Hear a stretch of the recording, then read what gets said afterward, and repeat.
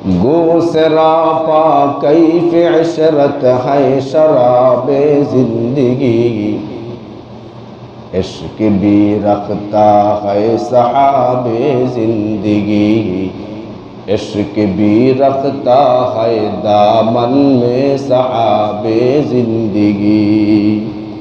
अस्सलामु अलैकुम व रहमतुल्लाहि व बरकातुहू।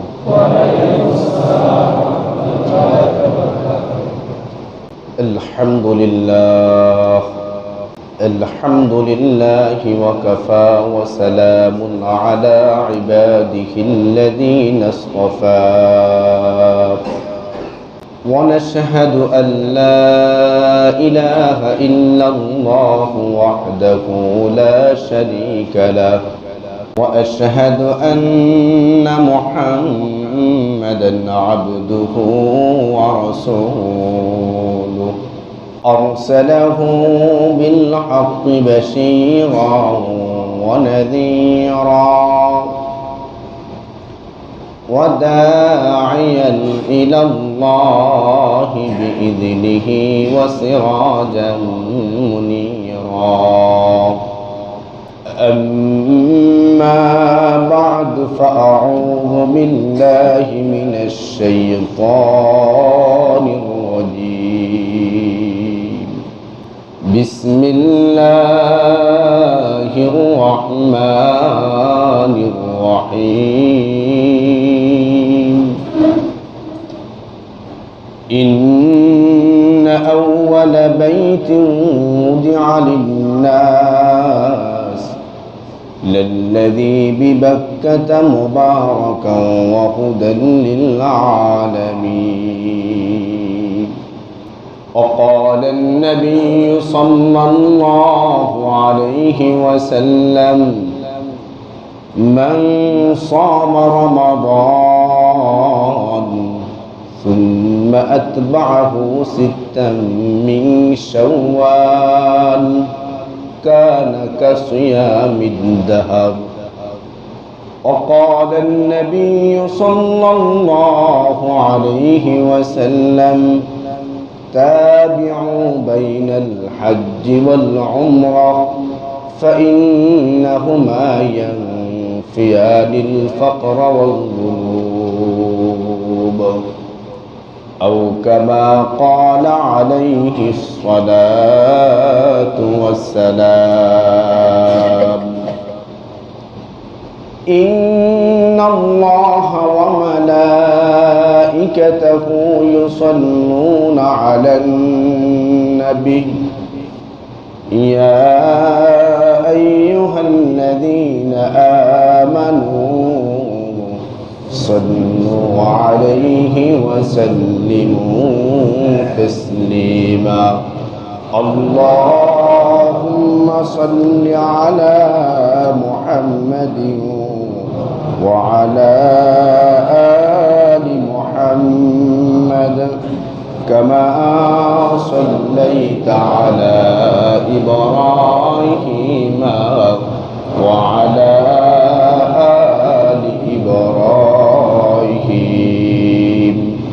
इन्नका हमीदुम मजीद।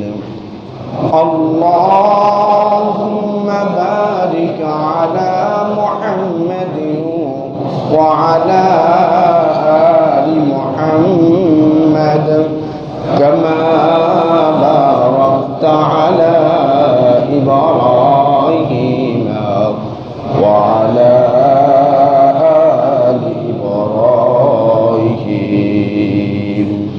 इन्नका हमीदुम मजीद। सुब्हानक ला इल्म लना इल्ला मा अल्लमतना इन्नका अंतल अलीमुल हकीम। गो सरापा कैफ इशरत है शराबे जिंदगी,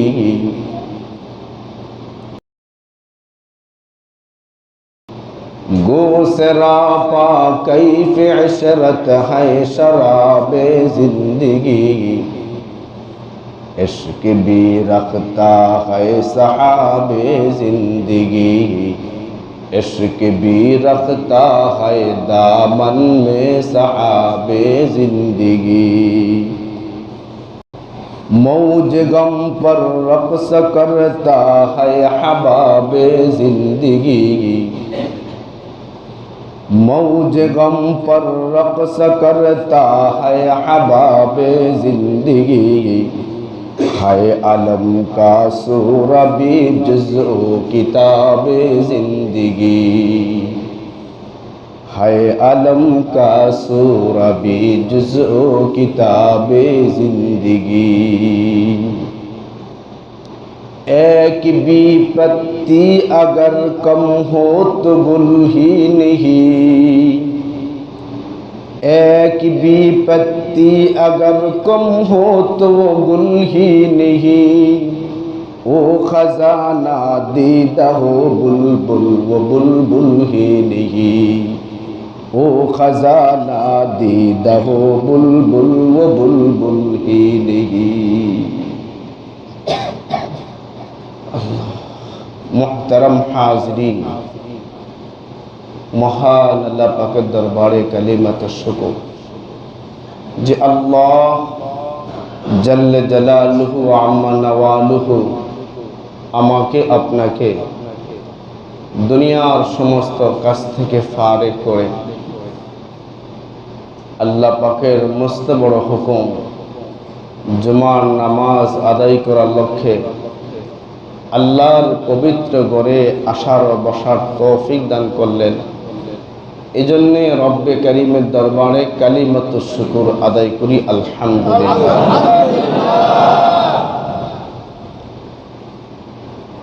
আল্লাহ পাকের পক্ষ থেকে আমাকে আপনাকে দেওয়া একটি বরকতপূর্ণ মাস রমজান মাস, আমরা আল্লাহ পাকের খাস মেহেরবানিতে এটা পার করেছি। রমজান মাসের পরের মাসের নাম হলো শাওয়াল, এর পরের মাসের নাম হলো দিল কাদা, তার পরের মাসের নাম হলো দিল হাজ্জা। শাওয়াল, দিল কাদা, দিল হাজ্জা, এই তিনটি মাসকে রাসূল করিম সাল্লাল্লাহু আলাইহি ওয়াসাল্লাম হজের মাস বলে সাব্যস্ত করেছেন। শাওয়াল, দিল কাদা, দিল হাজ্জা, এই তিনটি মাস হজের মাস। রমজানের পর পরেই হজের কার্যক্রম শুরু হয়। এখন যেহেতু 6 ঘন্টা লাগে যাওয়ার জন্য, এরপরেও প্রসেসিং করতে 1 বছর লেগে যায়, কিন্তু একজন হাজি শাওয়াল মাস থেকেই হজের ইহরাম বাঁধলে সে হজ করতে পারবে, কারণ রাসূল শাওয়াল, দিল কাদা, দিল হাজ্জা এই তিনটি মাসকেই হজের মাস বলেছেন। সেই হজ, সেই মিলন মেলা, মুসলিম মিল্লাতের সর্ববৃহৎ মিলন মেলা অতি সন্নিকটে। এই হজের সাথে আমাকে আপনাকে আল্লাহ যে সৃষ্টি করেছেন, এই সৃষ্টির একটি যুগসূত্র আছে। মানুষ তার জীবনের সর্বোচ্চ বিলীন করে যে সম্পদ উপার্জন করে, এই সম্পদটুকু ব্যয় করে কালো গিলাফে ঘেরা একটি ঘর দেখার জন্য, কয়েকটা চক্কর দেওয়ার জন্য, কয়েকটা দৌড় দেওয়ার জন্য, কিছু বিশেষ জায়গায় কিছু সময় অবস্থান করার জন্য তার উপার্জিত টাকাকে খরচ করে সে হজে দৌড়িয়ে যায়। এই যাওয়ার পিছনে মূল হিকমতটা কি, রহস্যটা কি? এই রহস্যগুলো বোঝার আগে আমাকে আপনাকে যে আল্লাহ সৃষ্টি করেছেন, এই সৃষ্টির রহস্য বোঝা দরকার। যে আমাকে আপনাকে আল্লাহ যে সৃষ্টি করেছেন, এই সৃষ্টির রহস্য বুঝতে পারলে হজের মূল মগজ, হজের মূল রূহ, হজের মূল আত্মাটা কি, এটা সহজে বুঝে আসবে। আল্লাহ পাক রব্বুল ইজ্জত কালামে হাকিমে বলেন, ইন্না আউওয়ালা বাইতিন মুদিআ লিন-নাস লাল্লাযী বিবাক্কাতা মুবারাকান ওয়া হুদাল লিল-আলামিন। আল্লাহ বলেন, ইন্না আউওয়ালা বাইতিন, নিশ্চয়ই পৃথিবীর প্রথম ঘর। ইন্না আউওয়ালা বাইতিন মুদিআ লিন-নাস, মুদিআ অর্থ হলো রাখা বা ভিত্তি স্থাপন করা। বাইতুল্লাহকে আল্লাহ তাআলা ভিত্তি স্থাপন করেছেন, প্রথম ঘর। খুব কথাটা মনোযোগ দিয়ে বুঝবেন। পৃথিবীর নিশ্চয়ই পৃথিবীর প্রথম ঘর আল্লাহ রেখেছেন, ভিত্তি স্থাপন করেছেন বিবাক্কাতা, বিবাক্কাতা বাক্কায়। আল্লাহ তাআলা পৃথিবীর প্রথম ঘরটাকে রেখেছেন বাক্কায়। আমরা সকলে জানি মক্কায়, ম দিয়া মক্কায়। আমরা জানি কোথায়, বাইতুল্লাহ মক্কায়, কিন্তু আল্লাহ তাআলা বলতেছেন বাক্কায়, বা দিয়া। ইন্না আউওয়ালা বাইতিন মুদিআ লিন-নাস লাল্লাযী বিবাক্কাতা মুবারাকান ওয়া হুদাল লিল-আলামিন। আল্লাহ বলেন, পৃথিবীর প্রথম ঘরটা আমি বাক্কায় ভিত্তি স্থাপন করলাম, রেখে দিলাম। কেন? দুই কারণে। আল্লাহ বাইতুল্লাহ বানিয়েছেন দুইটা কারণ। এক নম্বর কারণ হলো মুবারাকান, মুবারক। এই বাইতুল্লাহ হলো আল্লাহর রহমত, আল্লাহর বরকতের গোডাউন। এই জন্য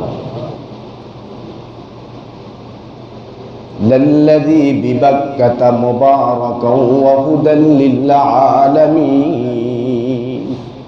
আর এই বাইতুল্লাহ হলো পুরো বিশ্ব জগতের জন্য হেদায়েত। সুবহানাল্লাহ বলেন। এজন্য বাইতুল্লাহর চেহারা দেখে, কালো গিলাফে ঘেরা ঘরটা দেখে হাজার নয় লক্ষ লক্ষ বেঈমান কালিমা পড়ে মুসলমান হয়েছে। বাইতুল্লাহর পাশে জমজম, এই জমজম পানি পান করে বহু আল্লাহর বান্দা আল্লাহর প্রতি বিশ্বাস করনেওয়ালা হয়ে গেছে। হেদায়েত। আমরা সকলে জানি এই বাইতুল্লাহ বাক্কা, মক্কা। আল্লাহ বলেন বাক্কা। এটার রহস্য, এক নম্বর রহস্য হলো বাইতুল্লাহ যে জায়গায় এখন রাখা, এই জায়গাটার নাম মূলত বাক্কা। পুরো শহরের নাম মক্কা। যেমন আমরা যে এখানে এখন বসবাস করি, এই জেলার নাম হলো ঢাকা, কিন্তু আমাদের এলাকার নাম হুজুরপাড়া। ঠিক তেমনি ভাবে পুরো শহরটা মিলে হলো মক্কা। বাইতুল্লাহ যে জায়গায় রাখা, সে জায়গার নাম হলো বাক্কা। এজন্য আল্লাহ তাআলা পুরো শহরের নাম বলেননি, যে জায়গায় রেখেছেন ওই এলাকার নাম, মহল্লার নাম বলেছেন বাক্কা। দুই নম্বর রহস্য, বাক্কা হলো এটা মক্কার আদি নাম, পুরাতন নাম।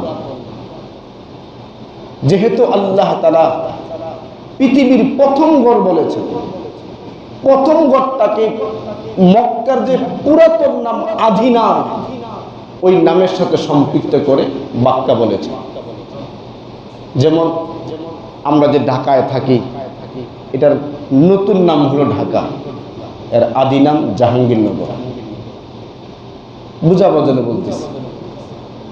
এই যে আমাদের কুমিল্লা, এখন নাম হচ্ছে কুমিল্লা, এর আগে পুরাতন নাম হচ্ছে ত্রিপুরা।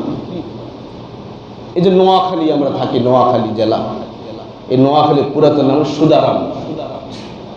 নোয়াখালী জেলার নাম ছিল ভুলুয়া। গুগল সার্চ দিন আপনারা পাবেন এগুলো। আর চট্টগ্রাম, এর আদি নাম কি ছিল? চট্টগ্রাম আদি নাম ছিল ইসলামাবাদ। সিলেটের আদি নাম ছিল জালালাবাদ। এগুলো আদি নাম, পুরাতন নাম, পরবর্তীতে পরিবর্তন হয়েছে। তো যাই হোক, এই যে বাইতুল্লাহ, এটাকে আল্লাহ তাআলা রেখেছেন বাক্কায়। এর 3 নম্বর কারণ, বাক্কা এমন জায়গাকে বলা হয় যে জায়গায় ধনী গরিব, গোলাম মালিক, অর্থাৎ রাজা বাদশাহ, সর্বস্তরের মানুষ কাঁধে কাঁধ মিলিয়ে সমস্ত ভেদাভেদ ভুলে গিয়ে এক আল্লাহ আমার মালিক, ওই মালিকের সামনে পৃথিবীতে আমরা যে যারা আছি, যত পজিশন থাকুক না কেন, কেউ আছে মালিক, কেউ আছে বাদশাহ, কেউ আছে আবার সুইপার, কেউ আছে গোলাম, কেউ আছে কর্মচারী, যেই হই না কেন, দুনিয়ার স্তরের কারণে আমার পজিশন পরিবর্তন বর্ধিত থাকা না থাকা ভিন্ন রকম থাকতে পারে, কিন্তু বাক্কাকে এমন জায়গা বলা হয় যে জায়গাটার ভিতরে যে দুনিয়াতে যেই পজিশন থাকুক না কেন, ওই জায়গায় দাঁড়িয়ে প্রত্যেকে সাদা কাপড় পরা, প্রত্যেকের মাথাটা খোলা, প্রত্যেকে গোসলহীন, প্রত্যেকে আতরবিহীন, প্রত্যেকে ময়লা ছয়লা এলোমেলো চুল নিয়া, ধনী গরিব রাজা বাদশাহ এক কাতারে দাঁড়িয়ে এক আহকামুল হাকিমকে সেজদা দেয়। দুনিয়ার কোনো মানুষের ভেদাভেদ নাই, ওই জায়গাকে বলা হয় বাক্কা। एक ही सफ में खड़े हो गई महमूद अयाज, एक ही सफ में खड़े हो गई महमूद अयाज, ना कोई बंदा रहा ना कोई बंदा नयाज। সুলতান মাহমুদ গজনবী আর তার চাকর নয়াজ এক কাতারে দাঁড়ায়, কোনো ভেদাভেদ নেই। যেমন এক কাতার, সমস্ত মানুষের মাথা এক জায়গায় ঝুঁকে, দেখে বাক্কা বলা হয়। এই বাইতুল্লাহর পিছনে আমাকে আপনাকে সৃষ্টির রহস্য লুকায়িত। কিভাবে লুকায়িত? আল্লাহ পাক পৃথিবীতে সর্বপ্রথম সৃষ্টির সুলগ্নে, হাদিসের কিতাবে পাওয়া যায়, যাদের সম্ভব হয় আল বেদায়া ওয়ান নেহায়া 15 খণ্ড আরবিতে কিতাব আছে, ইতিহাসের কিতাব, বাংলায় 10 খণ্ডে পাওয়া যায়, ইসলাম ফাউন্ডেশন করেছে। এগুলো পরে দেখবেন, পাবেন এগুলো। আমাকে আপনাকে আল্লাহ কিভাবে সৃষ্টি করেছেন? আল্লাহ তারা প্রথম একটি মুক্তা বানিয়েছেন। মুক্তা, ছোট্ট মুক্তা, বেশি বড় হয় না, ছোট্ট একটি মুক্তা বানাইছেন। কিভাবে বানাইছেন? কোথায় রাখছেন? আল্লাহর কুদরত। আল্লাহ আমাকে আপনাকে বানাইতে গিয়ে সর্বপ্রথম তার মুআজিজা, তার অলৌকিক ক্ষমতা আল্লাহ প্রয়োগ করেছেন মানুষ বানাইতে গিয়ে। এই মুক্তা বানাবার পরে আল্লাহ তাআলা মুক্তাকে নির্দেশ দিলেন, পানি ছাড়ো, পানি পানি। পুরা পৃথিবী প্রথম পানি ছিল। আপনারা বলবেন, হুজুর এত ছোট্ট মুক্তা এত পানি ছাড়ে কিভাবে? আমার আপনার যুক্তিতে আসবে না, আমি আপনি যুক্তি খাটাবো, কিন্তু আমার আপনার পুরো পৃথিবীর মানুষের যুক্তির সামনে আল্লাহ পাকের হুকুম কোন হও, এই হও কোন, এই শব্দটা পৃথিবীর প্রত্যেকটা বিজ্ঞানের যুক্তির সামনে আল্লাহর কোন শব্দ সমস্ত যুক্তিকে ফেল করে দেয়। যুক্তি ধরবে না। একটা মানুষ, আমি আপনি সর্বোচ্চ 3.5 হাত লম্বা হই, 2.25 হাত আমরা মোটা হই, এর চেয়ে কম বেশি হতে পারে। জনাবে মুহাম্মদ রাসূলুল্লাহ সাল্লাল্লাহু আলাইহি ওয়াসাল্লাম একবার সাহাবা ইকরামকে নিয়ে কোথায় সফর করতেছে। যুদ্ধের সফর। সফরে এক প্রান্তে গিয়ে সাহাবায়ে কেরাম নবীর কাছে আসলেন, ইয়া রাসূলুল্লাহ, আমাদের সাথে যে পানি আমরা খাওয়ার জন্য ব্যবহারের জন্য আনছিলাম এই পানিগুলো ফুরিয়ে গেছে। সামনের সফরে আরো পথ অতিক্রম করতে হবে, আমাদের পানির ব্যবস্থা নাই। আমাদের গবাদি পশুগুলো, আমাদের আরোহণের যে পশুগুলো ব্যবহার করতেছি এরা পানির তৃষ্ণা মারা যেতে পারে। আরবের অবস্থা জানেন, প্রচন্ড পানির বড় প্রয়োজন, কোনো পানি নেই। মরুভূমিতে পানি ব্যবস্থা সচরাচর করা যায় না। রাসূল কারীম সাল্লাল্লাহু আলাইহি ওয়াসাল্লাম বললেন, তোমাদের যার যার পানির পাত্রগুলো আছে এই পাত্রগুলো ঝাড়ো, পাত্রগুলো কাচাও, পাত্রগুলো চেক করো, চেক করে দেখো কিছু পানি পাওয়া যায় কিনা। সকল সাহাবায়ে কেরামের কাছে যাদের কাছে পানির পাত্র ছিল এই পাত্রগুলো ঝেড়ে পরিষ্কার করে সমস্ত পাত্রে পানিগুলো ঝেড়ে এক জায়গায় জমা করলেন। এই পরিমাণ পানি হলো যে সকল সাহাবীরা একজন সাহাবীও ভালোভাবে উযু করতে পারবেন না, এত অল্প পানি। রাসূল কারীম সাল্লাল্লাহু আলাইহি ওয়াসাল্লাম বললেন, ওই পানির পাত্রটা আমার কাছে নিয়ে আসো। রাসূলের কাছে পানির পাত্র নিয়ে যাওয়া হলো। আল্লাহ রাসূল পয়গম্বর আলাইহিস সালাতু ওয়াস সালাম ওই অল্প পানির মাঝখানে নিজের শাহাদাত আঙ্গুলটা চাপ দিয়ে ধরলেন। চাপ দিয়ে ধরার সাথে সাথে সাহাবায়ে কেরাম দেখতেছেন রাসূলের আঙ্গুল মোবারক থেকে এই পরিমাণ পানি বের হচ্ছে, পুরো পাত্র পানি ভরে নিচে পড়তেছে। আর রাসূল বললেন, তোমাদের যার যার পানির যত পাত্র আছে সবগুলো ভরো, গবাদি পশুকে পান করাও, পানি জমা করো। এই দৃশ্য দেখে সকল সাহাবায়ে কেরাম নিজের পানি পাত্রগুলো ভরলেন, গবাদি পশুগুলোকে খাওয়ালেন, এমনকি তারপরে সকলে যার যার প্রয়োজন পুরা করলেন। তারপরে আল্লাহর পয়গম্বর ওই আঙ্গুল মোবারক পানি থেকে উঠালেন। বলেন 3.5 হাত মানুষ একটু লম্বা হতে পারেন, এতগুলো পানি 2 থেকে 2.5 হাত মোটা একটা মানুষ, এই দেহ থেকে এতগুলো পানি কোত্থেকে আসলো? কি ভাই, মুআজিজাতে রাহমাতাল লিল মুআজিজাতে রাহমাতাল লিল, এটা হলো রহমাতুল আলামিনের মুআজিজা। এই যুক্তি কাজ হবে না এখানে। এই যে আল্লাহ তাআলা প্রথম আমাকে আপনাকে বানাইতে গিয়ে মুক্তা গেল, মুক্তা পানি ছাড়, ছোট্ট মুক্তা পানি ছাড়তে ছাড়তে পুরা পৃথিবী পানি, পুরা পৃথিবী পানি, পুরা পানি থই থই থই থই করতেছে। ওই পানির বিশেষ জায়গা খুব খেয়াল করবেন। যদি এগুলো বুঝি তো আমার দাম কি, আমার মান কি, আমার কাজ কি, এটা বোঝা সহজ। আজ আমি নিজেকে আমি বলেন, আমি নিজের মান বুঝি না, আমি আমার কাজ বুঝি না, আমি আমার দাম বুঝি না। মালিক আমাকে আপনাকে কিভাবে বানাইছেন? আমাকে আপনাকে বানাইতে গিয়ে আল্লাহ তাআলা এমন কুদরত আর প্রেমকে ব্যবহার করেছেন। পৃথিবীর আরো সুন্দর সুন্দর প্রাণী আছে, এদেরকে বানাইতে আল্লাহ এত প্রেম আর এত মহব্বত, এত ভালোবাসা, এত কুদরত আল্লাহ ব্যবহার করেন নাই। কতটুকু মহব্বত থাকলে আমাকে আপনাকে আল্লাহ এত প্রেম দিয়ে বানাইতে পারে? কেন বানাইল? কি কাজ দিয়ে বানাইল? কি দাম দিয়ে বানাইল? আজকে মনে করি না টাকা হইলে আমি দামি, মনে করি না পদ পজিশন পাইলে আমি দামি, আমরা মনে করি না আমি সমাজের সবচেয়ে সেরা হতে পারলে আমি দামি।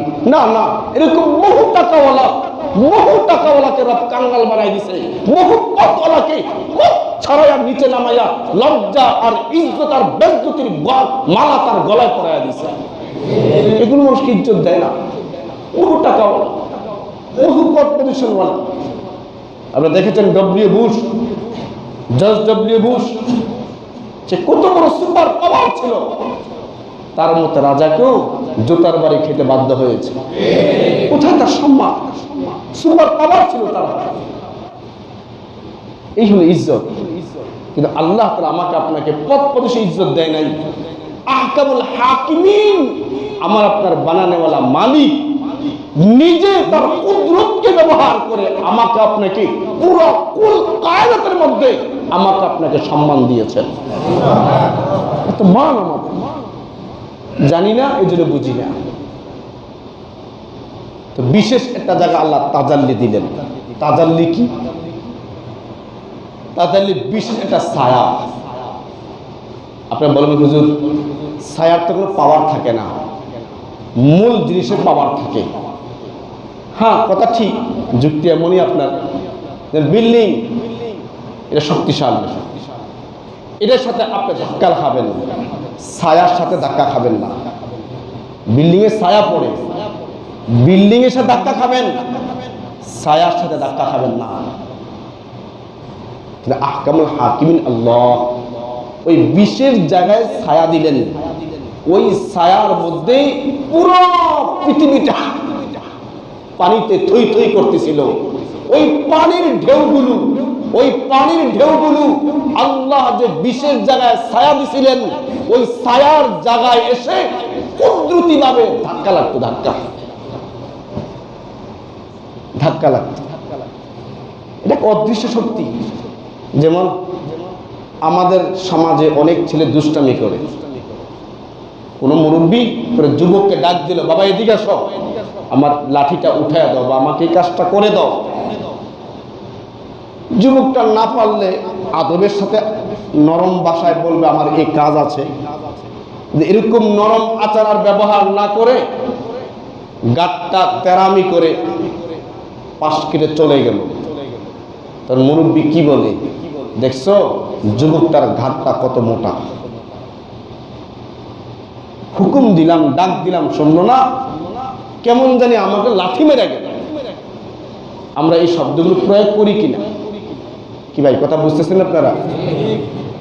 গাটটা যে মোটা বললেন, তার গাট তো আপনি যেরকম মোটা বললেন ওই পরিমাণ মোটা না। মোটা বললেন কেন? আপনার গাড় যেমন তার গাড়ও তেমন। সেটা আপনার থেকে 10 হাত দূর দিয়ে চলে গেল, লাথি মারলে কোন জায়গায়? যদি আপনি ডাক দিলেন, এই ডাকের আওয়াজ না দিলে অদৃশ্যভাবে আপনাকে লাথি মারা আসর করতে পারে। তার গাটটা মোটা না, মোটা হওয়ার প্রভাব আপনার অন্তরে পড়তে পারে। আল্লাহ পাক রব্বুল কুদরতের জালাল তার শান আর তাজাল্লি, কুদরতি নজর আর তাদের যখন মারতেছিলেন, ওই অদৃশ্যভাবে ওই নজর আর আসর সেখানে পড়ার কারণে পুরো পৃথিবীর পানির ঢেউগুলো এসে সেখানে বাড়ি হইত। এই নজরটা কোথায় দিছিলেন? তাফসীরি কিতাবে ইন্না আউওয়ালা বাইতিন উদিআ লিন-নাস লাল্লাযী বিবাক্কাতা মুবারাকান ওয়া হুদাল লিল আলামিন। পৃথিবীর প্রথম ঘর বাইতুল এখন যে জায়গায়, সেম ঠিক ওই জায়গাটার মধ্যে আল্লাহ সর্বপ্রথম তার কুদরতি তাজাল্লি দিয়েছিলেন। কথাগুলো ভুলে যাবেন না, খেয়াল রাখবেন, তাহলে আমার আপনার সৃষ্টির মজাটা বুঝবেন। যে জায়গায় তাজাল্লি দিছিল এই জায়গায় বাইতুল্লাহ এখন, এই জায়গায় তাজাল্লি দেওয়ার কারণে পানির ঢেউগুলো বাড়ি খেতে লাগলেন। আপনি দেখবেন বুড়িগঙ্গা নদীর পাড়ে যখন পানিতে নদীতে ঢেউ থাকে আর ঢেউটা দীর্ঘদিন থাকে, তো দেখবেন পাড়ের মাঝে পানির ঢেউটা বাড়ি খেতে খেতে খেতে খেতে কিছু ফেনা জন্মায়। ফেনা দেখছেন আপনারা? ঠিক তেমনি ভাবে আল্লাহ যেখানে তাজাল্লি দিছিলেন, ওই তাজাল্লি দেওয়ার জায়গায় পানির ঢেউটা বাড়ি খেতে খেতে খেতে খেতে খেতে খেতে সেখানে বিশাল বিশাল লম্বা করে চারে টান দিয়ে বলছি আমি, সেখানে বিশাল ফেনার একটি পাহাড় সৃষ্টি হয়ে গেল। আল্লাহর কুদরত। আরো খেয়াল করবেন, ফেনা যত দীর্ঘদিন হয় ফেনার কালার পরিবর্তন হয়।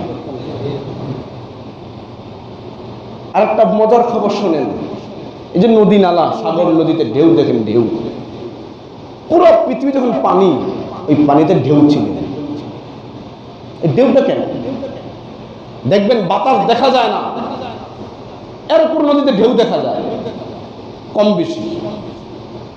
সমুদ্রে পার যাবেন, তেমন বাতাস নাই, কিন্তু বিশাল ঢেউ আসতেছে। এই ঢেউগুলো কেন? আল্লাহ পাক রব্বুল ইজ্জত যখন ফেরেশতাকে বলে, ফেরেশতারা وَإِذْ قَالَ رَبُّكَ لِلْمَلَائِكَةِ إِنِّي جَاعِلٌ فِي الْأَرْضِ خَلِيفَةً وَإِذْ قَالَ رَبُّكَ لِلْمَلَائِكَةِ إِنِّي جَاعِلٌ فِي الْأَرْضِ خَلِيفَةً আল্লাহ যখন ফেরেশতারা ফিল আরদ, জমিনে আমার প্রতিনিধি বানাবো। প্রতিনিধি কারে কয়? বুঝেন কথাটা? প্রধানমন্ত্রী কামরাঙ্গীতে আসবেন না, উনি প্রতিনিধি পাঠাবেন। কি পাঠাবেন? তা আপনি প্রধানমন্ত্রী আসলে যেই প্রস্তুতি গ্রহণ করতেন, প্রধানমন্ত্রী যেই প্রতিনিধিকে পাঠাবেন তার জন্য সেম পরিবেশ কায়েম করতে হবে। আর উনি প্রতিনিধি যার পক্ষ থেকে আসে, তিনি যত বড় প্রতিনিধি তত বড়। আপনি কথা বুঝতেছেন ভাই? কথা বুঝেন, কিছু কথা বুঝতে হলে মাল লাগে। এখানে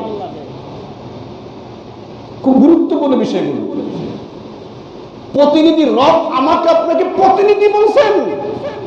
কার প্রতিনিধি? আল্লাহ। কার?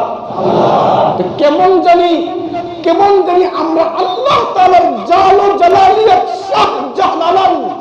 শাহ জাল ও জালালিয়াতের কাছাকাছি মানুষ, তার প্রতিনিধি আসবে কোথায়? ফিল আরদ, জমিনে। এখন আরেকটা থিওরি মনে রাখবেন, ফিল আরদ, জমিন এমন একটা জায়গা যেই জায়গাটা মানুষ বসবাসের জায়গা। মঙ্গল গ্রহে মানুষ থাকবে, চাঁদের দেশে মানুষ থাকবে, সূর্যদের মানুষ থাকবে। এই নিয়ে ফিকির করা, এই নিয়ে অর্থ ব্যয় করা, এই নিয়ে সময় ব্যয় করা সম্পূর্ণ বোকামি। ফিল আরদ তাফসীর রুহুল মাআনি খুলে দেখেন। সূর্যে মানুষ থাকবে, বোকামি। রব নিজে বলতেছে মানুষ থাকবে জমিনে। মানুষ কোথায় থাকবে? না মঙ্গল গ্রহে, না সূর্য গ্রহে, না চন্দ্রের দেশে, না, ফিল আরদ, জমিনে। জমিনটা তো ফেরেশতারাকে আল্লাহ বলেন জমিনে আমি মানুষ পাঠাবো। তো জমিনে মানুষ পাঠালে জমিন নাই, পানি। জমিনে কি তখন? পানি। তখন এই পানির মধ্যে ঢেউ। হে আল্লাহ, আপনি যত মহান, আপনার প্রতিনিধির শান সম্মান মহান। বুঝে না? আল্লাহ আপনি যত বড় মহান, আপনি যাকে প্রতিনিধি বানাবেন সেই লোকটা হবে মহান। এই জন্য ভাই, আমরা যত মহান, মালিক আমাকে আপনাকে বানায়া মালিকের কুদরতি পায়ের নিচেই সর্বপ্রথম জান্নাতে আমাকে আপনাকে থাকতে দিছিলেন।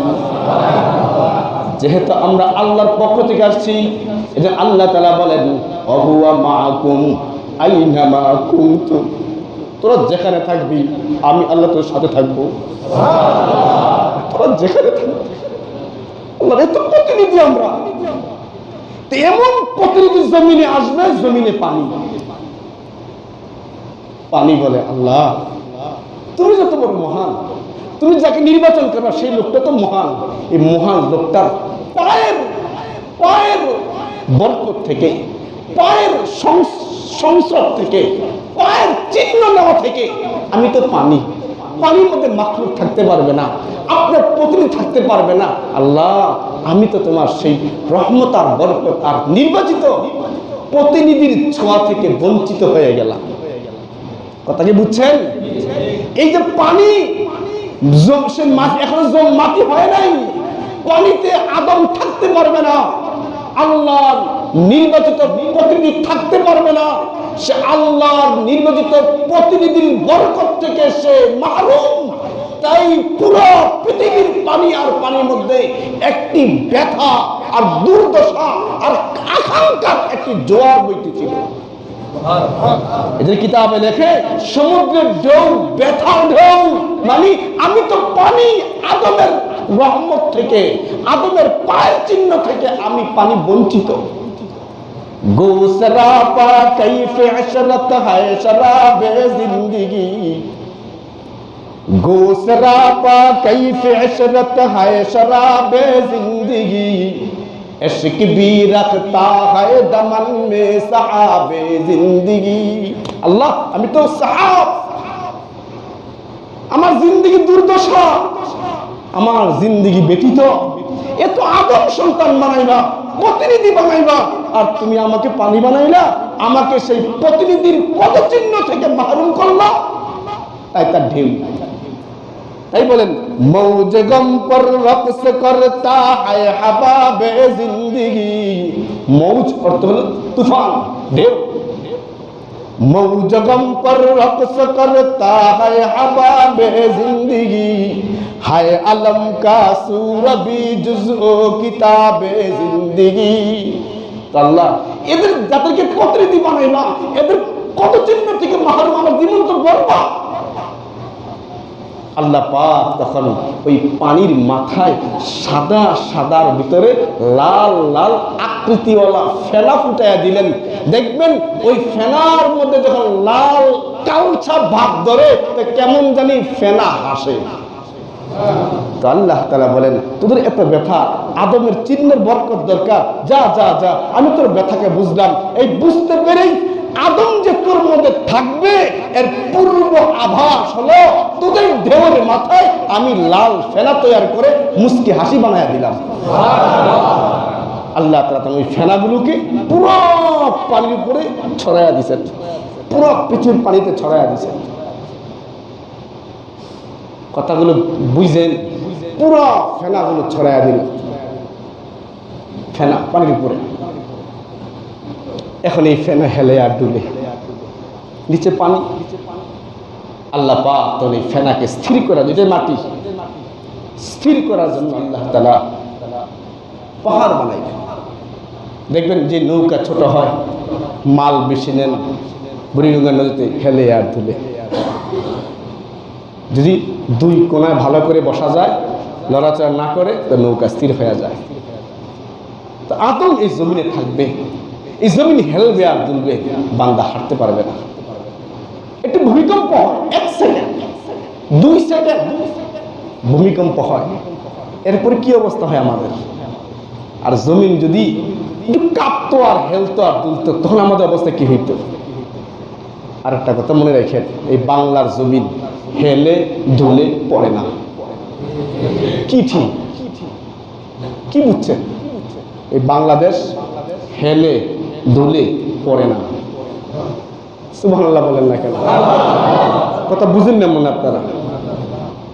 বাংলাদেশ কি হেলে হেলে ধুলে পড়ে না? বলেন বলেন, বাংলাদেশ হেলে ধুলে পড়ে না। প্রমাণ পাননি আপনারা?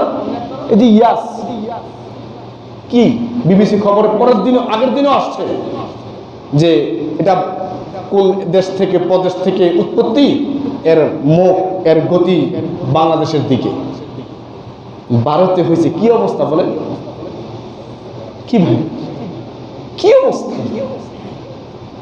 যে যেই তুফানের ঘূর্ণিঝড়ের মুখ বাংলাদেশে কে ঘুরে দিল? হেলে ডুলে ডুবে না, কথা বলে না। আরে আরে এটা ডুববে কেন? আপনি আশ্চর্য হয়ে যাবেন।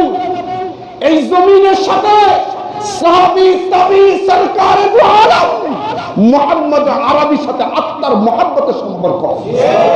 এই জমিনের সাথে রাসূলের সাহাবীরা, রাসূলের সাহাবী হিজরত করে এখনো মদিনায় যায় নাই। এর আগে ইসলাম এই দেশে, হ্যাঁ হ্যাঁ এদেশ ইসলাম, এদেশ ইসলাম। সাহাবীরা এই যে খুলনা, খুলনা আরবি নাম, খুলনা আরবি নাম, সুন্দরবন এটা আরবি নাম, সাহাবীরা নাম রাখছে। আল্লাহ, রাসূলের 4 সাহাবী। ওই যে আপনারা জানেন ইতিহাস, আল্লাহ নবী সর্বপ্রথম মক্কা থেকে যেই 17 জন সাহাবীকে হাবশায় পাঠাইছিলেন, নাজ্জাশীর কাছে পাঠাইছিলেন। হাবশায় 17 জন, পরে 40 জন গেছে। ওই 40 জনের ভিতরে 4 জন সাহাবী মক্কা বিজয়ের সময় মদিনায় মক্কায় ছিল না, এমনকি বিদায় হজের ভাষণে তারা সেখানে ছিল না। ওরা ওই ইউথিপিয়া থেকে হাফসা থেকে সফর করে করে আমাদের এই মংলা সুন্দরবন এই এলাকা সফর করছেন। হ্যাঁ, আইসা বলে সুন্দর জামিল, এই জামিল থেকে সুন্দর, এই সুন্দর বাগানটা সুন্দর তো জামিল, পানি তো বড় সুন্দর, মিষ্টি পানি। সেখান থেকে নাম সুন্দর। ওই 4 জন সাহাবীকে তাবেঈরা জিজ্ঞেস করছিল, তোমরা যে এলাকা সফর করছো ওই এলাকা কেমন? তখন তারা বলছিল, খুলনা বিজিয়ারাতি হাদিহিল বিলাদ, আমরা যেই দেশ সফর করেছি খুলনা, খুলনাতুন থেকে আমরা আনন্দিত। এই খুলনা সাহাবীদের দেওয়া নাম। হ্যাঁ, খুলে দেখেন ডিকশনারি আপনারা। তো এই জমিন হেলবে দুলবে পড়বে না, হেলবে দুলবে পড়বে। কবর কসম, আজ থেকে 5-7 বছর আগে ফজরের আগ মুহূর্তে ভূমিকম্প হয়েছিল, কি অবস্থা হয়েছিল, হেলছে দুলছে। একটা বিল্ডিং ঢাকা শহরে পড়ে নাই, একটা লোক মরে নাই। যারা বাঁচতে গেছে অতিরঞ্জিত ওরাই মরছে, কেউ মরে নাই। এরকম ভূমিকম্প এই রমজানের মধ্যে ভূমিকম্প হয়েছে। অন্য দেশ তো খবর নাই, রাস্তা ফাইটা ফিটা সব শেষ। আমাদের রাস্তা এমন ভাবে পড়ে, আমাদের রাস্তা এমন ভাবে পড়ে 2 মাস পরে ভেঙে যাবে, সেই রাস্তাও ফাটে না। আর যারা বছরকে বছর যুগ যুগ পরিকল্পনা রাস্তা করে, তার রাস্তা ফাইটা গাড়ি ঢুকে যায় কেন রে? এই দেশ বড় দামি, এই দেশ বড় দামি, কোরআনের দেশ, এই তো এত দুর্দশা। এর মধ্যে খবর নিয়ে দেখেন হাজার হাজার ছাত্রকে, হাজার হাজার তলবে এলেমকে, লক্ষ লক্ষ তলবে এলেমকে ঘরের কোনায় বসায় বসায় বসায় বসায় কোরআন শিখা। তারা অটো পাস দিতে পারবে, ওনারা অটো পাস দিতে পারবে। আমরা আপনার সন্তানদেরকে অটো হাফেজ বানাইতে পারবো না। এর সুযোগ আছে বলেন আপনারা? ওনারা তো মেট্রিক পাস না করলে অটো পাস লিখে রাখেন, অটো পাস অটো সর্বনাশ। আমরা আপনার সন্তানকে অটো হাফেজ বানাইতে পারলে এত রিস্ক আমাদের দরকার ছিল না। অটো হাফেজ তারাই বানাইতে পারবে কি ভাই? অটো হাফেজ তারাই বানাইতে পারবে? তার যোগ্যতা লাগবে, এখন তো চলবে না এগুলো। ওলামায়ে কেরাম কেন করতেছে? তো বলতেছিলাম ওই যে পানি পুরা ছড়ায় আল্লাহ তাআলা, জমিন হয়ে গেল, জমিন। শোনেন কথা, জমিন হয়ে গেল। আল্লাহ তাআলা প্রথম জিব্রাইলকে পাঠালেন, জিব্রাইল যাও, আমি আদম বানাবো, আমার প্রতিনিধি বানাবো, মাটি নিয়ে আসো জমিন থেকে, যাও। শুনেন, যখন আজ জিব্রাইল আসছে নেওয়ার জন্য, মাটির সাথে কথা বলতেছে, আমি মাটি নিব। তো মাটি বলে, আমাকে নিয়ে কি করবে? তোমাকে মানুষ বানাবে, আল্লাহর প্রতিনিধি বানাবে। প্রতিনিধি কি করবে? প্রতিনিধি তার মালিকের কথা মতো চলবে, না চললে আগুনে ফেলাবে। আমি রাজি না, আমি রাজি না। আমাকে জ্বালাবে, আমি আগুনে জ্বলতে রাজি না, জান দেব না। জিব্রাইল চলে গেছে, 2-3 ফেরেশতা পাঠাইছে, কথা কয়, মায়া লাগে, দেয় না। পরে আজরাইলকে পাঠাইছে, কোনো কথা নেই, এক থাবাতে 40,000 মণ মাটি উঠে নিয়ে গেছে। বলে আমাদের নাম কি? আমাদের বাবার নাম কি? আদম। কি বল, কি নাম? আদম। অত চামড়া, আদম হচ্ছে কি বলেন? আমের চামড়ায় যেই স্বাদ, বুঝতে কি তেমন স্বাদ? বলেন যে আমের স্বাদ কোন জায়গায় বেশি? না, আটি চামড়াতে। আমের রস সামনে সবকিছু, এরপরে চামড়া কেন চাটেন? তো বোঝা গেল গুস্তে ওই স্বাদ নাই, আটিতে ওই স্বাদ নাই যেই স্বাদ চামড়াতে। চামড়া গুস্ত নাই কিন্তু তারপরে চাটে, মজা বেশি। তাহলে বোঝা গেল আল্লাহ তাআলা আমাকে আপনাকে বানাইছেন আদম, আদিম থেকে, আদম আদিম থেকে, চামড়া থেকে। জমিনের মূল স্বাদ চামড়া, এই চামড়ার মূল স্বাদ দিয়া আল্লাহ আমাকে আপনাকে বানাইছেন। কত স্বাদের আমরা, কি ভাই, এই সাদের বান্দাটা না দাড়িটা ফালায়া নারী হয়ে যায়। এই সাদের বান্দাটা না কপাল দিয়া মালিককে সিজদা দেয় না, মাজারে সিজদা দেয়। এই সাদের চামড়াটা না আল্লাহর প্রশংসা কইরা বান্দার প্রশংসা করে।